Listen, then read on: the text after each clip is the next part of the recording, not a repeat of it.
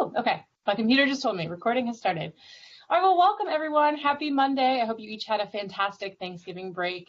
It's good to have you all here throughout Region 2, from Maryland to Philadelphia to Delaware and beyond. It's good to see you. I am pleased to introduce our two presenters for today, talking all about proposals and selection for the Region 2 2018 conference. So we have Gavin Barber, who's an academic advisor at the Fox School of Business at Temple University, and he is the proposals chair for the 2018 Region 2 conference. And we have Andrew Millen, who's the coordinator for the Certificate of Proficiency in Medical Office Assistant program at Mercer County Community College.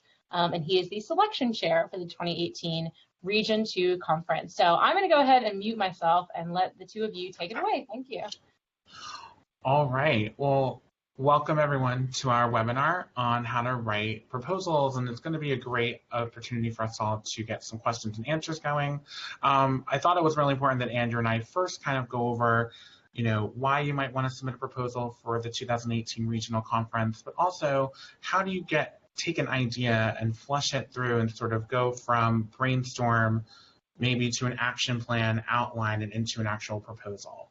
I myself was in your shoes 5 years ago. Liz actually taught me how to write my first groupings of proposals when I went to my first regional in 2013.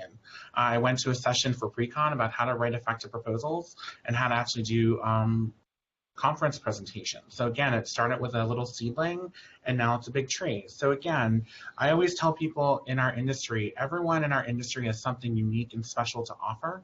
Think about something that you're doing maybe in your office, maybe a specialized project you're doing, maybe you're doing research on a specialized population of students, or maybe it's just an outside topic outside of advising, maybe related to student affairs or being a young professional in student affairs or being a veteran in student affairs. Everyone out there has got something beautiful to offer to NACADA. And with this year's theme being big ideas in a small state, Andrew and I, along with our entire conference committee, are looking for different new ideas. So I'm gonna tip it off to Andrew just to give some ideas maybe we were talking about earlier about what we might wanna say. Hey everyone, thank you again so much for coming today, taking time out of your lunch hour to be with us during this webinar. So from what Gavin was saying, so Gavin was my mentor through the NACADA Region 2 mentoring program from 2016 to 2017. So the first presentation I had actually was a co-presentation with him. So we presented specifically on mentoring relationships between academic advisors. So more senior academic advisor mentoring a younger academic advisor and the idea of reverse mentoring. So giving just some context about that presentation. So within NACADA, we do have a peer advising and mentoring commission, but as Gavin and I were surveying literature, so Gavin early on discussed with me his passion for professional development within academic advising, but more specifically, those mentoring relationships that take place between academic advisors. So after doing just a literature search, we saw that there was very little to no information in this area. So the theme being big ideas in a small state, for this year, we took a similar approach last year in finding out that, okay, this is a topic that has not been looked into as much. So that's how we submitted that proposal there. Again, Gavin has a wealth of experience within the area presenting about those mentoring relationships.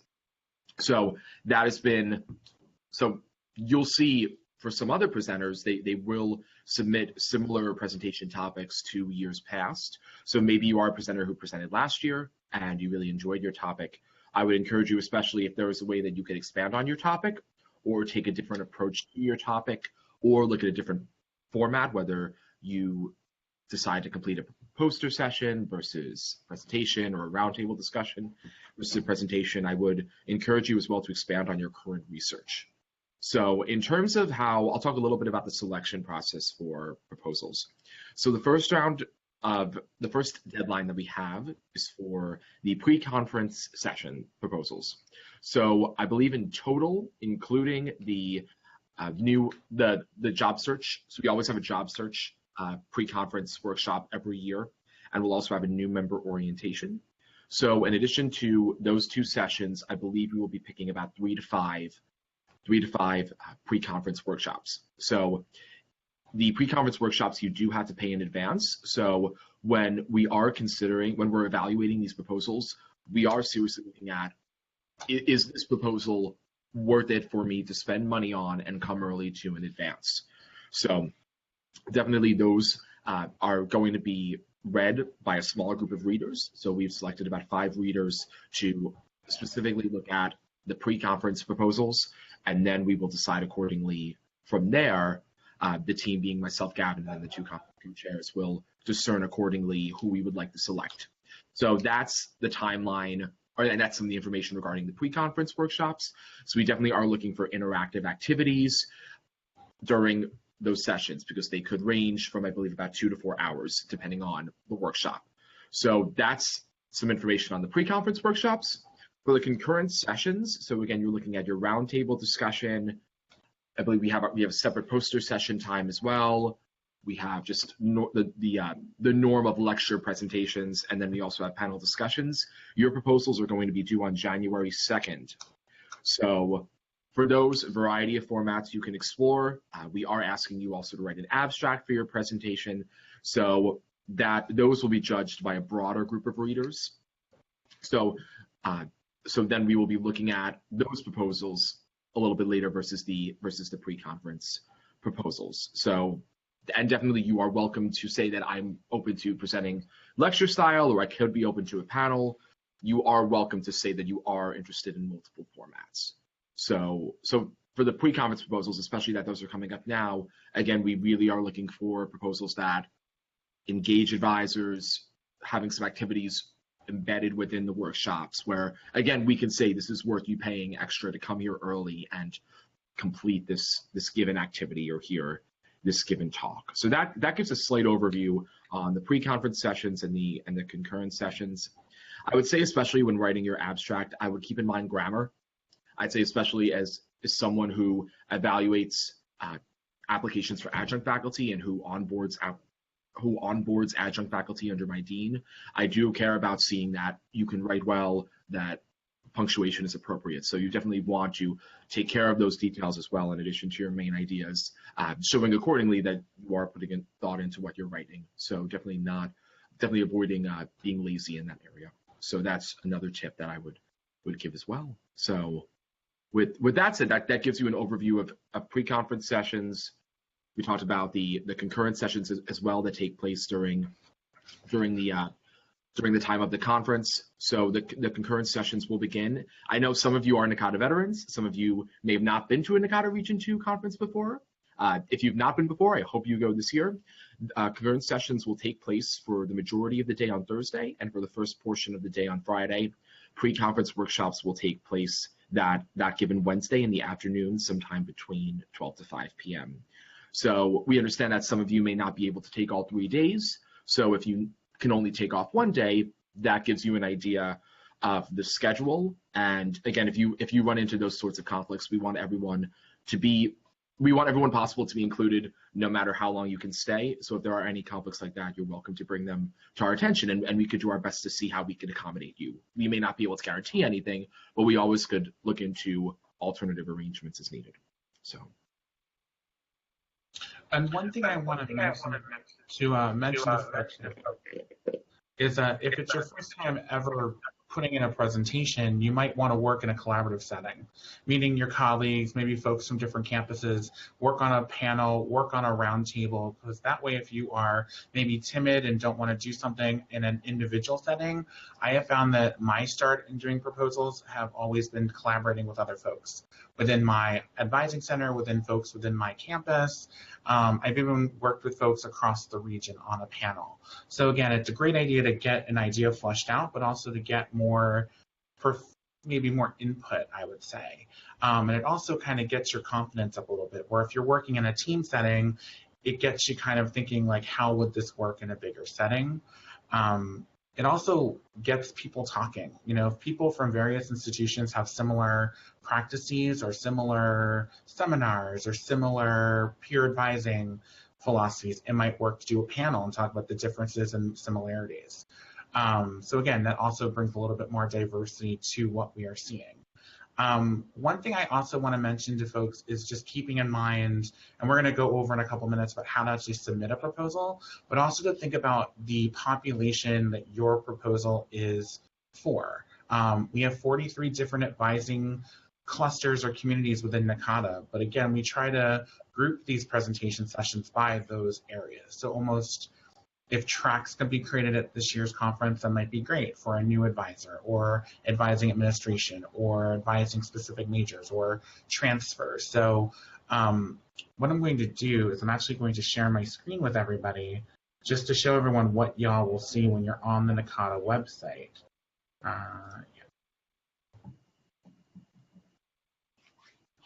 Okay, so you'll be able to see my screen in a minute, I think. Okay. All right, so what you're going to be seeing right now is I'm on this year's NACADA website. But what you want to do first is when you get onto our NACADA website, you want to make sure you go to Region 2 first. Under Region 2, you're going to go to our regional page, and then you'll see on this right-hand side the Region 2 information. You see our beautiful logo for Big Ideas Start Small, and the first link you'll see here is Call for Proposals. You'll then see our Call for Proposals page. You'll want to go to the bolded online submission portal. Click on that, and you'll see what the online portal looks like. Again, you want to make sure you're putting in that presentation title. Like Andrew said, make sure grammar is good. Make sure you're selecting the correct region as 2. We don't want to make sure that your proposal goes to a different region. So we are in NACADA Region 2. There's information first for lead presenters. So like I said, if you're going to be going in with multiple people, if you don't know who your lead presenter is, put names in a hat and pick them out. If you know who the lead presenter is, awesome. There's actually information where you could put in the co-presenter information below. So that way, if you are accepted and have multiple presenters, we have everyone's names in the presentation booklet. Make sure you're giving us a good daytime phone number, a good email to reach out to y'all at. And then what you'll see next is that program format area. So again, like Andrew said before, there's different types of formats for presentations. Again, if you're going to go pre-con, make sure that you could get that Wednesday the 21st availability for yourself. And then you'll go into the concurrent session, roundtable, panel, and or poster. And they'll ask you to put in your program format between 1 and 4. So unfortunately, you can't pick all 5 formats, but try to pick 4 of them if possible. That way it gives the evaluators the opportunity to look at it through various program formats. The next section is going to ask you about your prior experience presenting. So if it's your first time presenting, that's okay. You could present up to various times, how many times you have presented on different topics. This is just giving us information as to your experience in presenting. And then the next part is that program tracks. These are where you're going to see all the different tracks based upon the commission and interest groups, which are now those advising communities. And you want to make sure that you pick up to 2 program tracks. Audio visual requests. This is important to fill out, especially if you are presenting and feel you might need the internet, if you're doing a Prezi or if you need an LCD projector or internet access. So really go through those requests very quickly. There'll be the commercial presentation policies, so make sure that, this is just asking if you are presenting from all higher ed institutions, if multiples of you are from higher ed, or the other would be, I'm not here to, promote a product. Your proposal will be there, so you're gonna have to, paste it in. And then with abstract, like Andrew said before, the abstract, just to let everyone know, is in no more than 130 words. So use your word count very carefully when you are typing them up. And again, they don't want you to use bullets or italicize or bold or underline for emphasis. So again, be careful about that abstract word limit.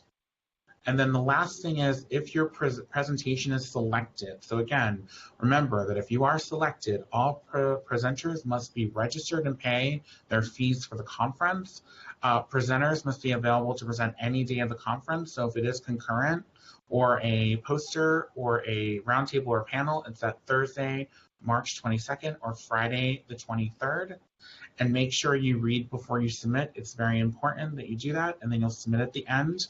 And then once you submit, you'll get an email verification that your presentation was submitted.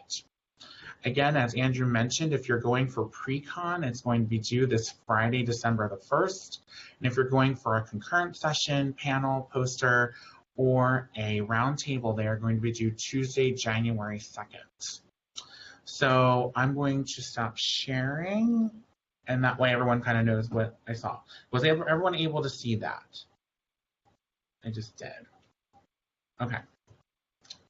All right. Well, I'm going to wrap up too, just so Gavin, thank you for sharing your screen with us. Yeah, sure. The application process. So, and again, if we have the Q&A session today, if you have any more questions, feel free to email either Gavin or myself. We're more than happy to email back with you. We can speak with you over the phone.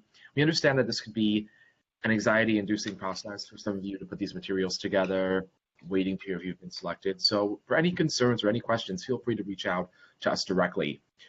What I would like to close in saying is one of the other criteria we'll be looking at in the selection, we would like to see what current issues are being addressed in advising. So a helpful resource, so I'm going to copy and paste this link, and I'm going to put it in our chat window. So NACADA publishes a quarterly publication called Academic Advising Today. So Academic Advising Today will hold the umbrella of Academic Advising Today will hold multiple articles related to different topics spanning academic advising. So to get a sense of what are some of the current issues in academic advising that are being discussed, or what are some of the current topics, I highly recommend that you look at that resource and take that into consideration when you are proposing new topics. So looking at one of those current topics from Academic Advising Today, or maybe the most recent issue of the NACADA Journal, and seeing, okay, how could I adapt this topic, or how could I provide a new spin on this topic or expand on an area of this topic with that original publication as the inspiration. I also want to convey as well that if for some reason you do decide to present, and you do confirm to present if you are selected, and for some reason a conflict arises, it is very important to let us know as soon as possible. So for some reason, if you can't make it, if there is an emergency, it is imperative that you let us know as soon as possible. If you are unsure as to whether or not you can make it, that may impact whether or not we can select you. So definitely, again, making sure that you are able to be present for those dates. And if there are any emergencies that arise, definitely let Gavin and I know as soon as possible so we can walk you through the next steps. So that's just extremely important. Obviously, your session can go to someone else. We would not want there to be any negative repercussions from Region 2 or the executive office. So just, again, making sure if there are any conflicts or if there are any questions or if there are any emergency situations, please let Gavin and I know ASAP. So, and I think with that, Gavin, if you don't have anything else, or Liz or Nina, if you have any other points or not, we could open up the Q&A, or we can hear those points accordingly. Well, I bet the recording is still on, just so everyone's aware. But I'll leave it. I'll keep it going. You can feel free to ask questions via chat. That way, if you don't want to be on video, you won't be. Or if you're happy to be on video and be recorded in perpetuity, feel free to speak up now.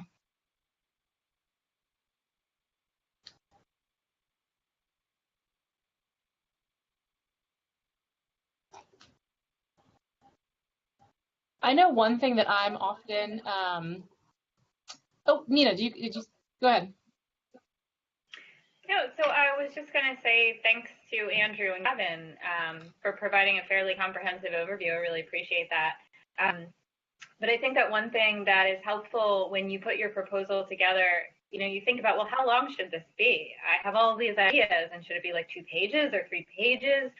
You want to provide us, it's going to sound vague, and I apologize. You want to provide us with enough information to understand what you'll be doing those 2 hours in the pre-conference session or those 50 minutes in the concurrent session, so we understand what the experience for your participant is going to be like.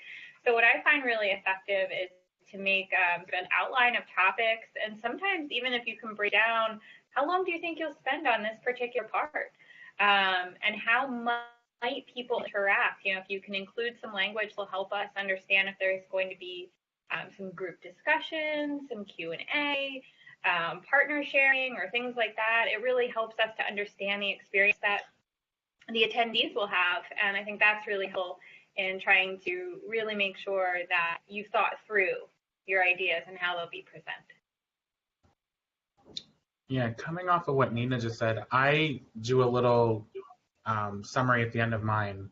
I've seen really great presentations as a former reader, and I've seen like the one paragraph, and it doesn't give a lot of context. But if you do thoughtfully write that proposal and add maybe research into it, or put a little outline at the end, that really does give a reader, and as someone who has been read for about 4 years now, those are the most thrilling ones I love reading, because I get a really nice visual as to like what the presenter or presenters are wanting to talk about and where they envision it and where does it go. And again, your presentation's taking us on a journey. What is the journey of what your thought was? What are you going to talk about, and how are you going to present it? Again, it's your opportunity to put your stamp on something and really show why Region 2 is thriving. I mean, we are a thriving region within NACADA, and every year the conference gets bigger and bigger, and we see new and more different ideas coming out. So, like I said earlier, don't be afraid to throw something different in. We like different. I'm different, trust me. I've put in different ones for the last 4 years, and trust me, it's been some wacky stuff, but it explains what I do. Janet, did that answer your question about the recommended format? I think an outline format is fine. I just want to be sure we have addressed the question that you were trying to ask there. Yeah, and I just meant to, should there be certain sections of the proposal? Like, what is it actually supposed to look like? I would have an exact answer for that. That would be nice, because they come in all different formats. But I think that the outline format, just walking us through sessions, is really helpful. It might be helpful to, in the beginning of your proposal, tell us a little bit about topic. Why is this an important issue? And then walk us what that section actually, that session actually looks like and feels like and sounds like. Okay, thank you. Absolutely. We have some more questions coming in. Gavin and Andrew, can you see those on the chat? Yes. So we see our next question. Thank you for the person who gave us the thank you. We appreciate it. So we have we have 3 questions. So Gavin and I and Nina and whoever else, if you'd like to chime in, feel free to. So one of the questions was, I wonder whether we can submit our proposals for both presentations and posters. So I believe, Gavin, from before, you could select poster was one of the 5 options, correct? Mm-hmm. So you could select, as Gavin said, you only could select 4 of the 5 options to be taken into consideration.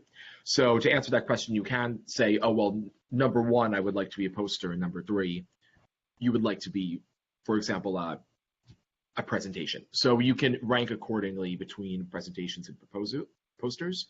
So I hope that answers that first question.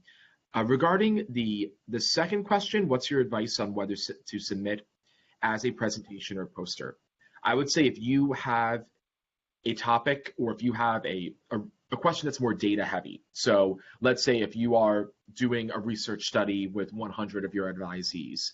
So I would say the more data that you have that is organic from yourself, I would recommend that is put into a poster session more so, because you would be able accordingly on the poster to show the statistics regarding your data, if you need to use any necessary graphs. So I would say the more organic data that you have from your own research study, the more that I would say lean toward the poster session.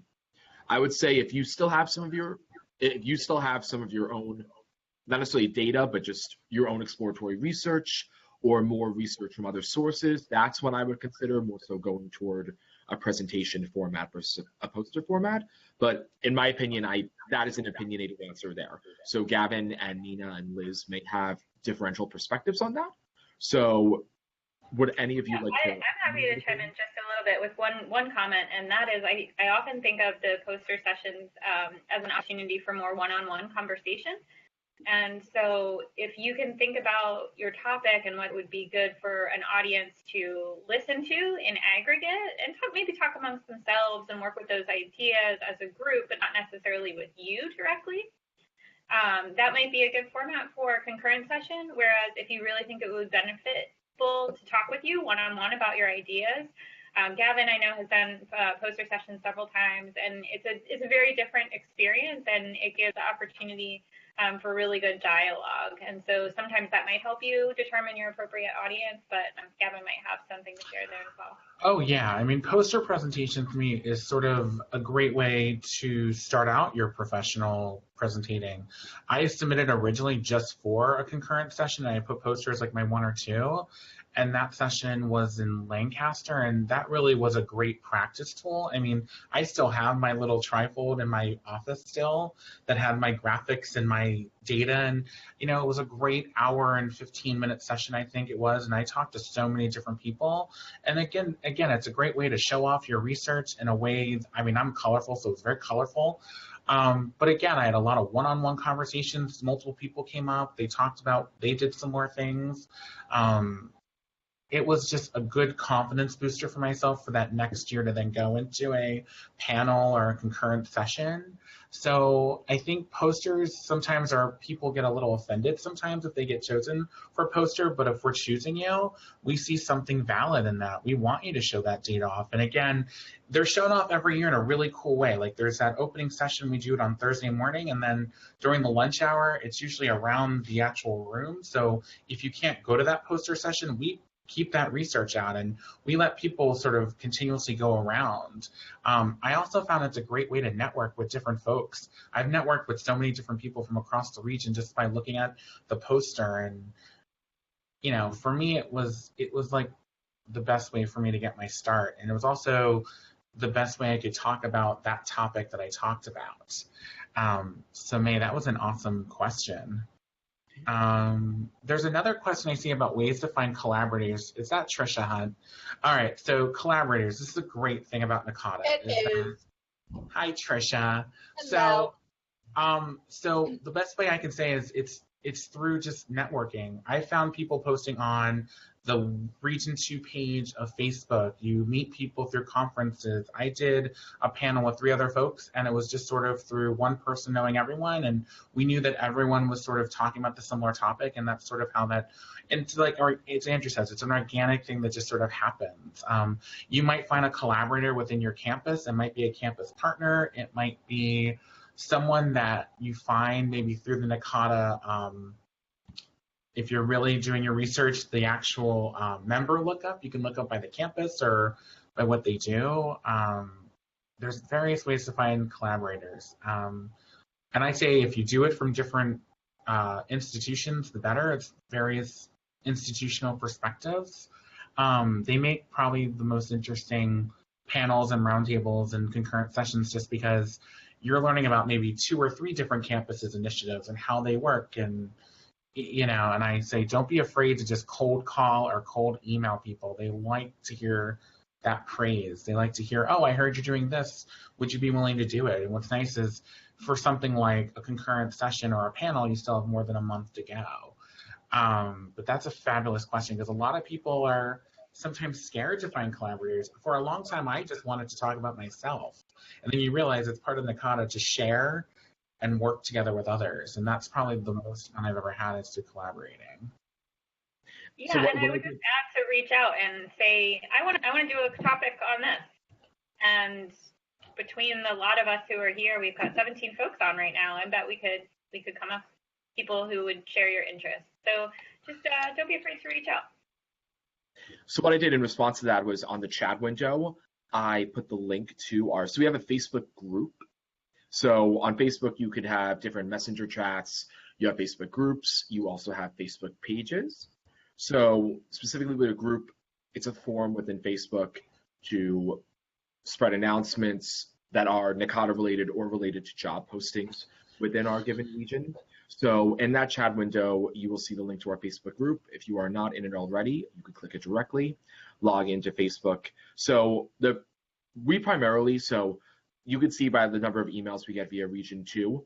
So there's a limited number of emails that can be sent out to the entire region. So from the exec office perspective, the executive office wants to make sure that members are not being spammed with emails every 5 minutes.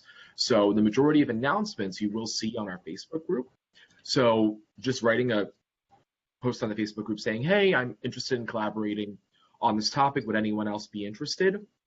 You will, I'm confident you will have people that reply. I did the same thing. I'm trying to break into publishing, and similarly, I had about 4 or 5 people reach out to me from that post. So, and if you don't, let's say you don't have Facebook, not everyone is connected on social media. If you still are having trouble finding someone else, if you have looked into colleagues at your institution and you still cannot find anyone, send Gavin and I an email. Both Gavin and I are very extroverted, outgoing people who love connecting people with one another. So send us an email, say, hey, I could use some support, and I'll reply saying, okay, we got you. We'd be glad to either post for you, or we can look within our own individual networks and see who we could connect you with. I also wanted to, I know we have more questions, so everyone who posted your questions on the chat, thank you. We are going to get to all of them as much as we can within the given time frame. I did want to go backtrack slightly to whether or not to submit as a presentation or poster. I had the opportunity to present as well solo at the New Jersey Drive-In. So within each of your sectors within Region 2. So usually this is New Jersey, Delaware, Eastern PA, and Western PA, and then DC, Maryland, and Virginia. There's some sort of drive-in that is a mini conference compared to the Region 2 conference that takes place once per year. So for some reason, if you are not selected to present at the Region 2 conference, we highly encourage you to be present at the given drive-in and present at the given drive-in. So I had the opportunity, I believe I was the only one to put forward a roundtable discussion. And personally, it could be difficult for me just to sit still for a long period of time. I loved the roundtable discussion. People were constantly dialoguing. We were going through critical questions as a group. People were responding to one another. The reviews I got were that people felt that their time was well spent in my session, which I appreciated. So be curious to explore some of the more non-traditional formats besides the lecture format. I look forward, probably for the majority of the rest of my presentations, I look forward to initiating roundtable discussions. I found a niche within that particular presentation format. So that's just some input on advice on whether or not to submit a presentation or poster. So I'm scrolling down the chat now. I'm going to move to the next question. So I see this is a great question as well. Should I submit more than one proposal and be clear that I can only do one? So technically there is no limit regarding how many presentations you can present on. Gavin submitted multiple proposals, and he actually completed more than one presentation at our last Region 2 conference. So you are welcome to submit more than one proposal, unless there are new guidelines in place. So if someone please feel free to correct me if that is the case. You are more than welcome to submit more than one proposal. On my end, as the selection chair, I would look into seeing, I would want as many different people to present as possible. So my personal preference would be that people do not have more than one presentation. I would want to give as many people opportunity as possible. But again, someone's presentation may stand out, or someone may have a group presentation and an individual presentation. I can't make any guarantees, but the mindset that Gavin and I have is that we want to give multiple people opportunity to get their names out there and present. We also may, this is another important point we didn't address, we may say as well, if 2 people submit presentation proposals on a similar topic, Gavin and I may reach out to you and say, we can offer you a spot. However, we would want this proposal and this proposal to come together as one proposal in and of itself. So we may get back to you with a result like that, where we would ask you to collaborate with someone else because the topics are so similar. So be prepared for that sort of response as well. So that I hope that answers that given question. Gavin and Nina and Liz, do you have any other thoughts on answering that question? I just want to, it looks like Matthew is asking, like, I have lots of ideas, but I don't want to present all of them. Mm-hmm. That's more of a process question. It might be helpful to know that if, Matthew, if you submit multiple and multiple get accepted, what's going to happen is you're going to get 3 separate messages of approval. And it's going to ask for, we need you to confirm, do you want to present this? So should you put 5 in and you get 3 accepted, but you really only want to do 1, which is what I think what you're asking, you could say, listen, I'm not going to do this one, I'm not going to do this one, but I do want to do this one. Does that make sense? I don't want to discourage you from putting your great idea in, but you will have some choice in rejecting us, should you so desire. And I will speak as helpful. Thank you. I will speak as someone who did 3, and last time I was not a happy person at that conference. I did 3, and I did a panel, and I did a pair, and just be wary of your time. Just know the time it takes to put together presentations and the energy that it'll put forth. So put them in, see the results, and kind of weigh your options. I will never do 3 presentations again. I know my body can probably handle maybe 1 tops, but know your limits. But again, put those babies in. The other thing I'll comment on is I've been in a situation, my first time ever presenting at a drive-in was one where I was approached to combine my presentation with another group, and it was great. It was a great way to collaborate. It became a panel on what we did, and it offered new ways to not only network, but how do you combine and collaborate with folks from different campuses all together. It was about sophomores, but it was 2 different concepts of working with sophomores, but at the same time, it gave us both platforms to talk about our programming. So if you do see those emails, don't see it as a negative. See it as, oh, they really see potential in my topic, and they just want us to chat. And what you might find is through talking with those professionals, through accepting, you'll see kind of the similarities, the likes, and sort of how you can kind of create a securitist type of collaborative approach. So yeah, that was a great question, Matthew. Beth's question, how do we recommend including research and references? I would put in references in your proposal. If it's an idea that you're expressing, you might want to cover yourself kind of like you're writing those research accounts. I would always say it doesn't hurt to put in the reference. But I don't know, I've done it in the past, but Nina, what are your insights on that? I put it in, but sometimes you're stuck on words. You put it in, and I would say, don't litter your proposal with a ton of references. But if you're referring to other folks' work, if you're looking at some current issue and there's research that's been done in this area, you can say Smith and Jones have done this kind of work, and this is why I feel it's really important. And then welcome to just drop the references at the bottom of your outline or something like that. But I want to hear your voice as well. That's a really important piece of all of this. And I sort of keep coming back to this, but we want to understand the experience that the folks are going to have in your session. And sometimes what you want to do is you want to talk about the research. And that's completely okay too. We just want to understand that your session is going to include a lot of discussion about the current research or something like that. So just make sure that your voice is in there as well. Oh, we had a note from Karen Lewis, our Region 2 chair. Yes, so one thing you want to remember about when we are doing those evaluation criteria, research is one of them. So, your proposal is grounded in research. We do look at that. Other things to keep in mind with our rubric is we look at the interest. So would there be a high level of interest for the program? Application is how would those ideas be applicable to other institutions? Clarity is the abstract and the purpose of the idea well articulated? So again, grammar, like Andrew mentioned earlier. Creativity, does your topic sort of introduce new ideas, approaches, or concepts? Relevance is it relevant to the current topical issues within academic advising, higher ed, can't think of the word. And then, of course, research is grounded in research where applicable. So yeah, research is always one area that we are looking at. Are there any other questions? We've had a talkative group, which is great.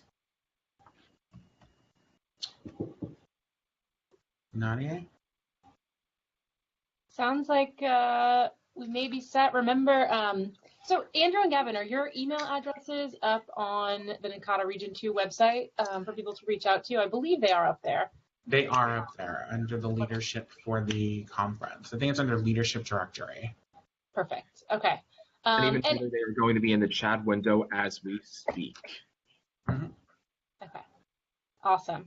And Andrew and Gavin, do you want to give just one more plug for tonight's event as well? Absolutely. Tonight we will be having a meet and greet in University City in Philadelphia. So it's going to be at the City Tap House. It's on 3925 Walnut Street. So it is going to be an in-person event, just a great kind of sit down chat, come in with your questions, meet and greet. I also say it's a great networking event. So if you know people in the Philadelphia area that are maybe interested in advising or want to break in, or it's serving multi-purposes, but it is definitely a great in-person approach. Definitely in conversations with Andrew prior to this event, we really wanted, and I kind of agreed with him, to have a more in-person session and questions that might be able to get answered. But again, like Andrew said, if you can't make it tonight, email us. We are not afraid of email. We also will probably be posting some more information on the Region 2 webpage. We like to do videos now. Obviously, you've seen that over the past couple of months. So we love tech. We had the blog post up about a week and a half ago, which has great information about how to submit a proposal. So a lot of what I went over in the webinar today is all up on the blog. But we wanted to do in-person, webinar, blog. We wanted to reach every possible person in our region, every possible way to make sure that we have a really nice grouping of proposals. As Andrew mentioned, if you're thinking pre-con, do Friday, December 1st. Again, concurrent panel, poster, roundtable. We will be due January 2nd. So you have through the winter break to get those ideas marinating. Again, we want them put it in, and we're excited. I'm very excited. I especially see if you oversee graduate students, if you have graduate assistants at any of your universities that are within proximity to the greater Philadelphia area. So if we're looking at maybe the northern max as Central Jersey and the lower minimum at the border between Maryland and Delaware, I would especially encourage graduate assistants to come to this as well, or graduate students. Again, great opportunity to network. The academic advising job search, depending on the person, can be extremely difficult. So having connections in the field could be very helpful as well. So ideally, if the person is interested in learning more about presenting, that would be great. But this is a meet and greet, so we want to get to know people throughout our region within the greater Philadelphia area. So spread the word, tell people to come. There is no fee to get in. So the City Tap House actually gave us this room for free. So the room is located when you walk into City Tap. And again, this is the University City location. There are multiple City Taps throughout Philadelphia. So we're specifically going to the University City location right across from the University of Pennsylvania. We will be right behind the host stand in that given room. So let them know you're with NACADA Region 2. But again, if you are short on finances, you're just welcome to come and hang out. So there are no fees whatsoever. So this is a free event that you are welcome to come to. You could order as little or as much as you would like. So. And it starts at 7 p.m. All right, hope to see you tonight if you're in the area. Thanks to Nina and Andrew and Gavin for all of their expertise and help. And please do submit those proposals and enjoy the rest of your Monday. Thanks, everyone.